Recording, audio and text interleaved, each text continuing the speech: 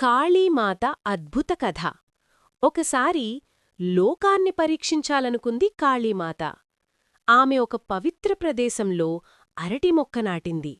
అదే చోట ఒక దయ్యం కూడా తన అహంకారంతో ఒక కొబ్బరి మొక్క నాటింది. రోజులు గడిచాయి. కాళీమాత నాటిన ఆ అరటి మొక్క నుంచి అద్భుతంగా 1000 లడ్డూలు రావడం మొదలయ్యాయి. దయ్యం నవ్వింది, నాది కూడా తక్కువ కాదు అని. అది నాటిన కొబ్బరి మొక్క నుంచి తాళ్ళు, తాళ్లే తాళ్ళు, ఉపయోగం లేని భారమే బయటపడింది. అప్పుడే కాళీమాత గర్జించింది. భక్తితో నాటినది అమృతమిస్తుంది, అహంకారంతో నాటినది భారమే ఇస్తుంది.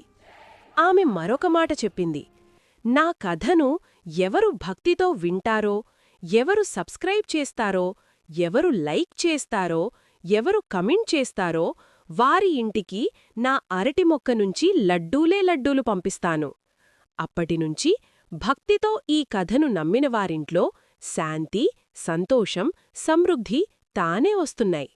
సందేశం: దేవుణ్ణి నమ్మితే ఫలితం తియ్యగా ఉంటుంది. అహంకారాన్ని నమ్మితే భారం మాత్రమే మిగులుతుంది. జై కాళీమాత.